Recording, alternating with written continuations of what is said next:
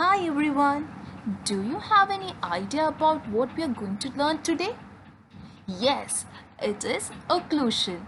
So let's get started. To begin with, we should know what is the definition of occlusion. Yes, it means the contact of the masticating and incising surfaces of opposing maxillary and mandibular teeth in function or in parafunction. What do you mean by that? Yes, we all chew our food, isn't it? We all talk, we all bite, we all clench when we are angry. This all requires occlusion, that is two teeth, that is the upper arch and the lower arch comes in contact. That is what is called as occlusion.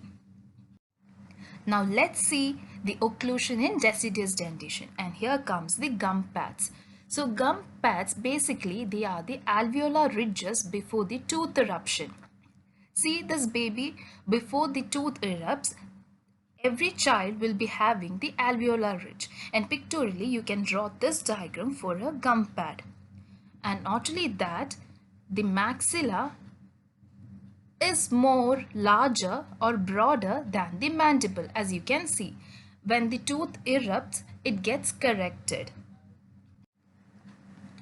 Next we have the primate space or anthropoid or the simian space. What do they mean? Yes, it means primate space means it is the space that is present in case of maxilla. This is canine, okay, this is the primary canine. So the space mesial to maxillary canine and the space that is distal to the mandibular canine. This space is called as the primate space or the simian space. Okay, so if this is the canine, this is a primary canine. Okay, you name it as C, A, B, C. This is A, B and C. So the space mesial to C in the maxilla and the space distal to C in the mandible is called as the primate space. Now, not only that, children, you have to remember that, see in this diagram, most of the teeth are very upright on the alveolar ridge, isn't it? And also there can be a great deep bites. But these all get corrected as the permanent tooth erupts, when their permanent successors comes up. Now this primate space, it's not an anomaly, it's a natural spacing.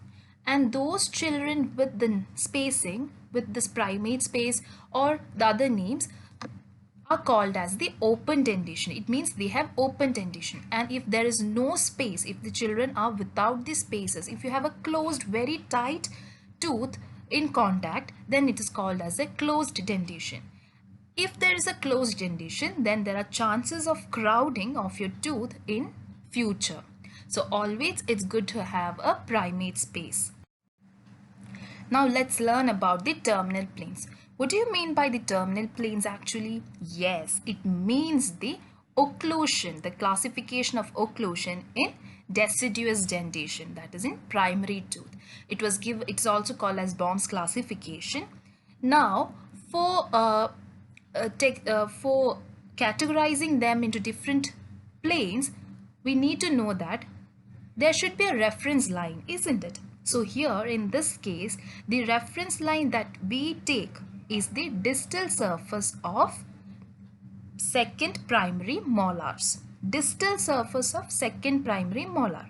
Now in this diagram, these are the tooth till this line. Okay, these lines, you can see my marker going, that is the laser light going.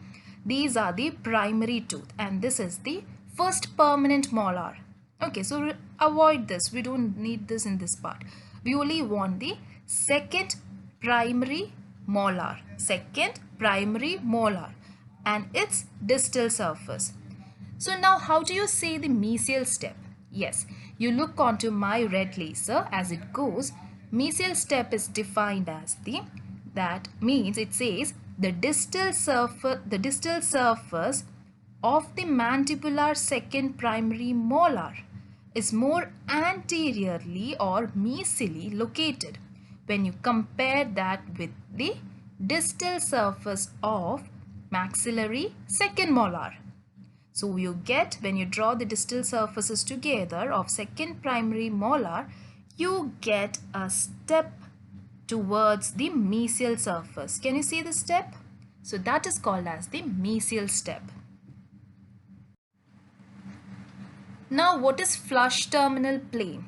Yes, flush terminal plane also, the reference line is the same, that is the distal surface of the second molar. So flush terminal plane means the distal surface of the maxillary second deciduous molar is in same line with that of the distal surface of mandibular second molar.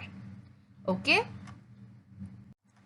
So now we will learn about the distal step. Hope you must have mastered in telling how this is. Let's do it together so that the distal surface we are considering, isn't it? So distal step means the distal surface of maxillary second primary molar is more anterior when compared to the distal surface of mandibular second primary molar. So when you draw a line connecting the distal surfaces of the second primary molar, you get a distal step. Okay, these are the terminal planes, and this is the classification of how you do in a deciduous dentition. So now we have finished up with the occlusion in deciduous dentition. Now let's move on to the mixed dentition. Do anyone know when does the first tooth erupt into the oral cavity, at which year? Yes, someone has said it right. At 6 years. And you have to know, children, up to 12 years in a child, they have both the dentition, that is the that is the permanent as well as the primary dentition. Okay, that is deciduous dentition.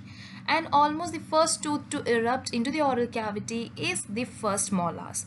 Even the central incisors, that is mandibular centrals, also erupt, but then also first molars are the first to emerge into the oral cavity. Now, one of the main feature of mixed dentition is the incisal liability. Now, you need to know what is meant by incisal liability. Now, I'll show you a picture. You can see in this both the pictures. Have a look at it. That is, these are the primary dentition of the deciduous dentition period. Okay, this pencil drawings. Now, there are certain spaces present over here, isn't it? Both diagram we have some spaces. And these red markings, or the one which is colored over here, are the permanent dentition. Now these tooth have to be accommodated in these primary tooth positions, isn't it? So this tooth, that is the permanent teeth, may require some space to be accommodated. So incisal liability means it is the difference between the space that is available, which is available, and the space that is required to accommodate larger permanent incisors. Okay, did you get it?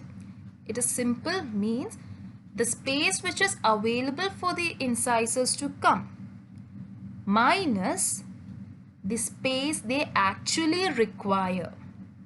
Okay, just have a look calmly, you will get it. Now, how does they overcome? Yes, it is by either increasing the dental arch, width of the dental arch. How can they increase the width of the dental arch? By increasing the canine to canine distance. By increasing the intercanine distance, they can increase the width of the dental arch. And not only that, they can utilize these primate spaces. Okay, we have one mesial to the canine maxilla and one distal to canine in the mandible. So by utilizing these primate spaces, they can overcome the incisal liability.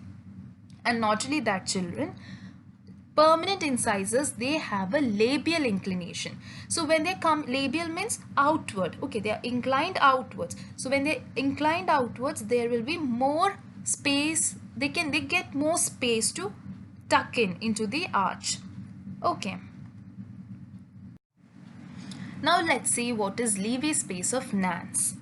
Yes, Levy space of Nance means it's a very simple thing. We can see from the diagram. You can see the red ones, those are the permanent successors.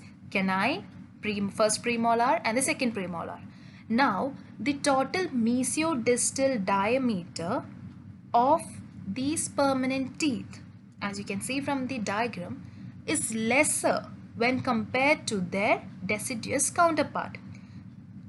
Deciduous counterparts are the primary canine, first primary molar and the second primary molar. When compared to their mesiodistal width, the width of the permanent successors are lesser. So there happens to be some space, you can see this much space, and that space is called as Levy space of Nance.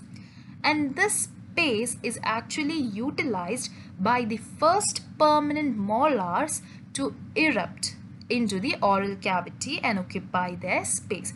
So that this space is utilized by whom? By the first permanent molar. Actually, how do they occupy? As they erupt, there is an eruption force, isn't it? They erupt due to eruption force. After that, they push the front tooth, those teeth which are in front, to the mesial surface. So that time they will accommodate into this Levy space of Nance and will fall into class 1 occlusion, which we'll be studying in later in this chapter, in this topic itself. Okay. And Levy space of Nance is approximately 1.8 in maxillary arch and 3.4 in mandibular arch. That is 0.9 on the right side and 0.9 on the left side. And over here in mandibular arch we get approximately 1.7 mm, okay, on either sides in mandible.